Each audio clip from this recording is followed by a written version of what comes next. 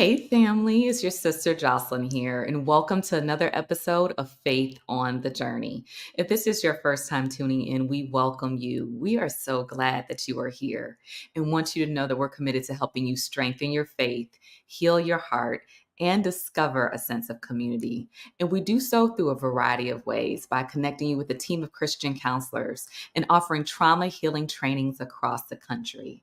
And if you are interested in having trauma training within your church, in your faith community, we would love for you to consider us. Please visit faithonthejourney.org. Again, that is faithonthejourney.org for more information. Now, today's episode is actually kicking off a series of podcast shows on a very important topic in honor of Sexual Assault Awareness Month. This episode is premiering during the month of April, and we want to focus in the next couple of weeks on combating this issue, raising awareness so that we can reduce the amount of people who are impacted by sexual violence. And so I'm very excited to welcome to the show a woman of God who's doing great work in this field to help us to kick off this series. We are inviting Reverend Ramelia Williams, who serves as the Director of Ministry Initiatives for Love, Mercy, Do Justice Mission Priority at Evangelical Covenant Church. She is passionate about creating environments for stimulating racial reconciliation and inner healing within the church. She's done previous work as a chaplain, work in an area of grief and healing, and she is an adjunct professor at North Park Theological Seminary. And so we're just so grateful that she is here with us today to talk about this subject. And so welcome, Reverend Ramelia. Thank you so much for being here. Hello, hello, both to you, Reverend Jocelyn, and to your guest. Thank you for having me. Yeah, well, I appreciate you accepting the invitation. And I know you know about the importance of this work. And I would love for you to share, how did you get involved in working in this field? This work actually started for me when I was in seminary, and there was an invitation to come to a Mending the Soul training, which is actually a healing tool. That we have used within our context. And I'm, this new seminary student, and I'm going to get all the tools, ready in my toolbox to be ready to care for people, and realized that for my own self, that emotional abuse was something that was a part of my story. And so, from the place of emotional abuse, you begin to learn about all these other forms of domestic violence and abuse, situations and things that you have happened to you, but you never would have given them that name. You didn't know what to call them. And so, after attending this training, I began to have language for some things that I had experienced in my own life. And from there, it began this trajectory where I am now in a place where I lead advocacy for victims of abuse initiative within our 800 churches in both the US and in Canada. And then also, I lead an anti sex trafficking initiative called Free. And so, this work has really pricked my heart as really this space. We go to church every Sunday, we worship and we praise. But this ministry for me has been the place where I most see God. I can remember being in Kenya with some of the women that have come out of sex trafficking because of the work that one of our partners does there, and being with these women and breaking open the word with them, and them seeing prostitutes in the scriptures, and finally seeing themselves in the scriptures, and having a desire to be more in the scripture because of seeing that God cares about those who are marginalized, and to be with these women and to see the transformation, the sexual violence that may have happened to them as young people, which have led them in their space of poverty to live in this world of prostitution, and for them to be given alternate forms of vocation and ways to make money to feed their families, but ultimately, really, this transformation in their hearts, where they come to see their dignity and their worth. Yeah, this is a place where um, to I see the hand of God active and moving. Yeah, Reverend Ramelia, I see how passionate you are about this. This is something that is dear to your heart, and the work is important. And I want us to take a step back because we're going to start getting into how you have worked with women to help them through the healing process, or people in general, and that's not just women. But I do want to talk about how common is sexual assault, sexual violence, and what are some myths or things that you think people might think about sexual assault that we need to address, even like the fact that people might not have language. I appreciate you saying that earlier. What are some of the myths that we need to address? Yeah. The first thing I would say when I think about how common sexual abuse or sexual assault is, I think about the Me Too movement. And in the first hour, the first 24 hours of the Me Too movement emerging on social media, there were 12 million people that that posted the hashtag Me Too. And so that just says a little bit about how common this sin is, this injustice is. And then when we take that a step further, the church too movement then revealed itself, which there's this reality that, oh, that happens to other people, those sinful secular folk, but it doesn't happen in the church. But the church too movement really showed us, like, no, wait, we need to hold the mirror up and look at ourselves as well. And so I would say that's the first misconception about sexual violence, is that it comes for a certain zip code, a certain racial background, a certain religious tradition, a certain neighborhood. That's untrue. Sexual violence can happen. To any persons, and we're even seeing and paying more attention now to teenage violence that happens as well within teen dating. And so that has become really important for us to pay attention to as well. I would also say that a misnomer that I want people to think about is that when we talk about sexual violence, people think that it's about sex. They pay attention to that word sex, but really, sexual violence is about violence. It's about power. It's about control. It's about manipulation.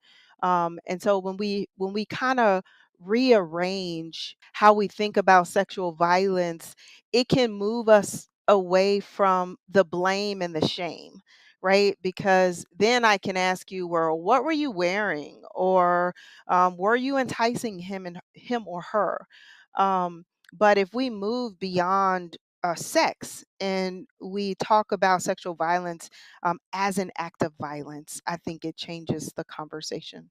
That's deep. I want you to say a little bit more about that because the victim blaming is what I'm hearing you talk about, which is something that we hear people say that all the time. And so we have to address that myth and talk about what you said in terms of the violence, the power, the control, even the sexual coercion, which I always have a hard time saying that word, that can really be used, the manipulation that can impact someone to experience some form of sexual violence. And then you might have questions like, well, I guess they didn't physically like hold me down. I guess I consented, but there was a whole lot of manipulation that took place. And so, can you talk a little bit more about that? Yeah, that's such a great question, Reverend Jocelyn. Thinking about many times if the perpetrator is a leader, a person who is standing on the pulpit. It's a person who we see as this great individual. And so, this person, the victim or survivor, comes up and says that this person this perpetrator did this terrible thing to me. Well, this reality of who they are and who you're saying they are very different. And so, what is the easiest thing for us to do is to blame the victim. And so, how can I put this injustice in the hands of this really great leader? It will cause me, as the witness, to do some machinations in my own mind, as you talked about the cognitive dissonance, before I can accept that the thing you're saying is true. The other thing I think is a reality, even if the perpetrator is unknown, stories of sexual violence can be so violent, so unbelievable, that when you're being told the story, the truth is, victims most times, they ain't not even telling you the real horror.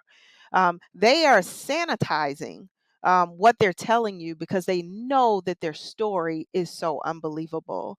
I think about the story of Tamar, and when I think about the story of Tamar, I think about all these people in the story. There were the maids in the room. There were all the individuals. There was her dad, King David. There was the cousin, Jonadab. These individuals who were all in the story, who had the opportunity to not shame or blame Tamar for the rape that had just happened by her half brother, but who had the opportunity to stand up and say, no, he did this thing. But instead, they shamed her, left her forever in a place of bitterness and silence because she wasn't able to stand up and live in the truth of the thing that happened to her, because it was easier. Because he was the firstborn son of David. He's this leader. He would have been the incumbent to the throne, and so it's easier for us to shame the victim than to correct the perpetrator. Mm, And this is when we get into the victim or survivor at this point experiencing more abuse. So now Yes. you experience the abuse from the actual violent sexual violent act. Now people are looking at you crazy and Yes. saying these things and attacking you afterwards. So what type of damage can this do to someone who survived a terrible event like this? Yeah. So one of the ways I like to think about or talk about this is to use the word trauma. So we have all experienced trauma. Maybe for you that looks like you were in a car accident, or you saw a car accident happen in front of you. I've seen a person dead on the side of the highway before after an accident. That is a traumatic experience. Trauma happens in a contained space, right? But for a victim of sexual violence, we're talking about trauma if the person is in a relationship, a trauma that repeatedly happens. If we're talking about an unresolved trauma where there's victim blaming, the victim or survivor can't even move toward a place of healing because they can't use their voice. They can't name the thing that happened to them. They can't move toward healing. And so for them, there may be these opportunities to be really re-traumatized because they haven't been able to move to a place of complete and total healing. And so I think trauma is a really important thing to consider when we're talking about sexual violence. And the ACEs study, which is a study that really thinks about how childhood trauma plays itself out when a person becomes an adult. And so the study has shown that those who have experienced trauma as a child, or even experience more negative health outcomes, emotional outcomes as a result of the trauma that was done to them. And so that trauma continues to live itself out in that person's life. And in some of the work that I've done with women who have experienced sexual violence, I often find that specifically I've worked with women in these spiritual healing groups that attempt to help women to heal from some sort of intimate partner violence. But for let's say there's a person who was maybe sexually assaulted or raped at youth camp when they were a kid, that person then almost continues to have these stories of sexual violence throughout their life. And so there is a way that this thing, if it's not healed, continues to manifest itself in their life. And so this idea of trauma and not being able to heal and what that does to the soul continues to live in their story. Yeah, yeah. I know that when there's so much research on that, and the ACEs study is a groundbreaking study. And I know they've done a lot of work also looking at minority communities. They've had advanced studies around that, right? And when I see those statistics, I also want to encourage those who might have had sexual trauma early on or any type of abuse to say, yes, this could be something where it can maybe raise the statistics, the statistical outcome of you experiencing health issues or other challenges, but there are protective factors. There are things that can help to intervene. And so that's what I would love to talk about, because just because the trauma did take place in your life, it doesn't have to be a life sentence. I got that from Pastor Drew, who I interviewed recently, which you'll see his show soon. And so, with that, let's talk about the healing. Let's talk about some of the things that we can do to heal. And one area that I know sexual violence survivors can really struggle with is shame. So, Hmm. releasing the shame that might be associated with the sexual violence. Can you talk about that? Yeah. Yeah, I think I would say that one of the most powerful tools for healing and moving through the trauma of sexual violence is to exist in a place and space where there are others who understand your story. The reality is that many who have experienced sexual violence don't get to share the ugliness of their story because other people aren't able to handle it. But if you're able to share in some type of group format, the shackles of shame begin to fall off because you begin to say and realize, oh, it's not just me. And so the isolation that ensues for someone who holds this story inside their soul, Maya Angelou says, there is no greater pain, and I may not get this right, there's no greater pain than an untold story that we hold in our soul. And I really believe that is especially true for the victim of sexual assault or sexual violence. But when they can move to a space where they can actually tell their story and share their story. And we when I talked about the story of Tamar, we never hear from her again and in the biblical context. And I believe that part of that is she was left in that place of isolation and shame in her brother's home, and they silenced her. She was unable to speak. And so I think another place of healing for victims is to when you get to that place in your healing, to be able to have a platform to share your story, to be able to create a space for others to know that they are not alone, but also for you to empower yourself to say, this no longer has such an authority over me that I cannot speak. And so allowing yourself to reclaim your voice, to make it part of your story. Jesus, when he met his disciples in the upper room, he said, "Put your hand in my side." And he wasn't saying the wound went away. No, feel it's there, but now it's healed. And so, for the woman who's able to walk forward and to stand up and to use her voice, she's saying, look at my story. There was a place where I was broken, but now I've been healed. Yeah, I think using your voice, having a support system, and then those other places of getting with a therapist. I think there's a difference between spiritual support and therapeutic support. And when I work with pastors, I really encourage that they partner with therapists who are. Um, who have studied how to provide therapeutic support, and that our role is to provide spiritual support. And so, finding a therapist who is trauma informed and experienced in dealing with trauma is also a very helpful avenue. Absolutely. I completely agree.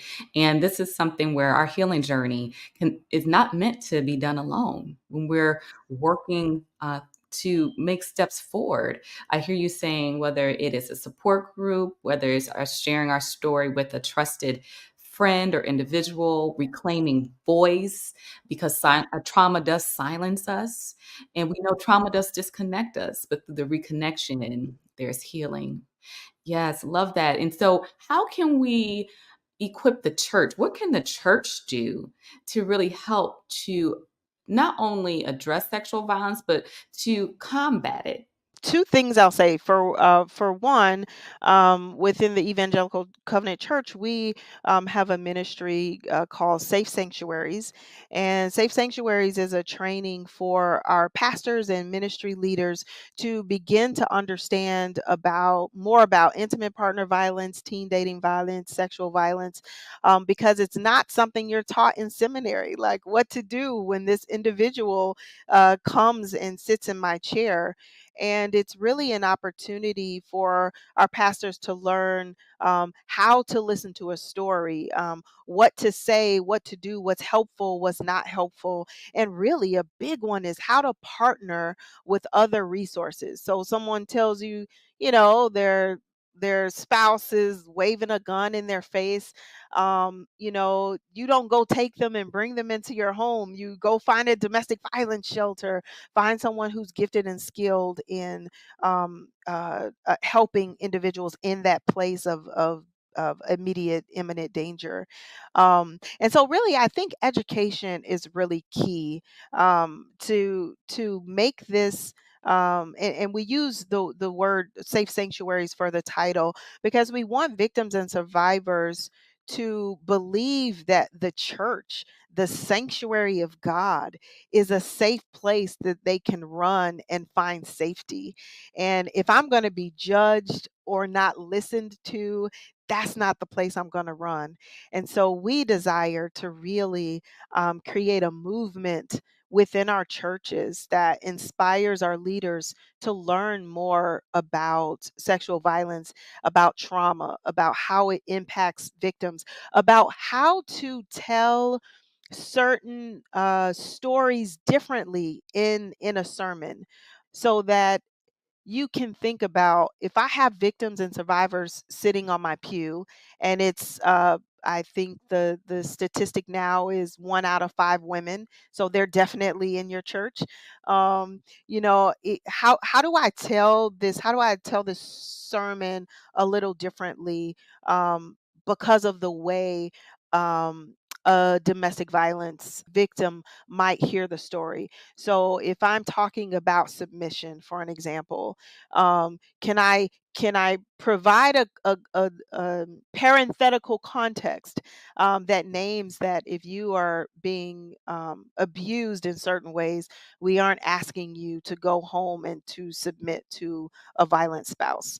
And so the other thing I would say when we think about the church is for pastors to break the silence in a way of preaching those texts that you normally just thumb past, like, I don't know how I'm gonna preach about Tamar and King David, so we just gonna skip over that story. Like, no, dig into that story, because if you create a space where victims and survivors of sexual violence can feel seen and heard, you will create the palpable space where they can feel like they belong. Yeah, I think that in turn creates strength of community around them and the support they need for healing. Mhm, mhm. And one thing that I love that you shared with me before we started recording is that there's actually resources even to start having these conversations with little children. Can you say a little bit more about that? Yes, that was my number two that I forgot. Great help there. So the second thing that I would say is to think about prevention. And one of our partners for our free anti-sex trafficking initiative in Kenya, she has her own story of being sexually assaulted when she was a child, and she now has a daughter that she doesn't want to have the same experience that she had. So she wrote a book. The book is called Pendo's Power, Pendo apostrophe S, Pendo's Power. And the context of the story is all about consent.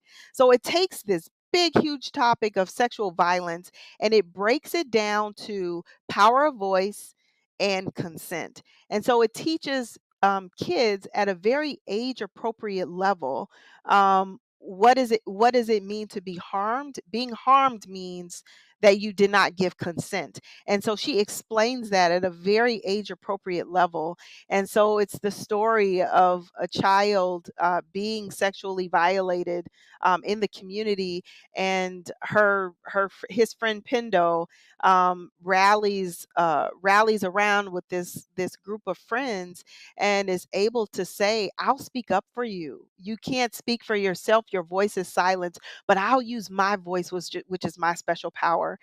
And so we think that it's this really big, ugly story, and it is, but she has magnificently um, created a space for us to tell the story in a beautifully safe way in age appropriate level. We need to start having these conversations because unfortunately in a fallen world where uh, certain things happen even to our babies, and so we do have to have these conversations, and so that sounds like a wonderful resource. And I wish we had more time, but I do want to ask one final question to you, and that's really just to speak to someone who is a survivor or is currently being victimized by someone else who is sexually abusing them. What words of encouragement would you offer them? Hmm. That's a great question. Um, I would say that this is not the end. Um, that God has written your story, and the interjection of abuse is not part of God's plan, and so there is hope beyond where you are. And my advice in that space is to find a trusted friend or advocate that you can reach out to. And I believe Reverend Jocelyn will have some of these resources in the show notes. But even to if you don't have a safe person that you feel like you can reach out to and use your voice to have this conversation with, to reach out to a domestic violence hotline, to reach out to RAINN, RAINN.org. There are many organizations that are out there to provide support, and really in your local place, so that you can find the support you need. But I would say, as Pendo would say, use your voice, find a friend, a trusted listener. Who can hear your story without judgment, because you need a safe space where you can share your story. Amen. Amen. Thank you, Reverend Ramelia. Thank you so much for being on the show with us today. I truly appreciate you being a gift to our audience. Yes, thank you for having me. Yes, yes. And I thank all of you for tuning in for another episode of Faith on the Journey. I hope you were encouraged by today's episode. And if you were, you know what to do. Please subscribe if you're watching on YouTube. And if you're listening on Apple Podcasts, leave a 5-star review. I read every single review, and it helps us to get our message out to the world. Also, if you know of someone who's looking for a Christian counselor, please check us out at faithonthejourney.org. Again, that is faithonthejourney.org. And our show notes will also have other information and resources to help those who are sexual violence survivors to heal. So we thank you for tuning in to this episode. And until next time, you stay encouraged and you keep your faith on the journey. I'll see you soon, family.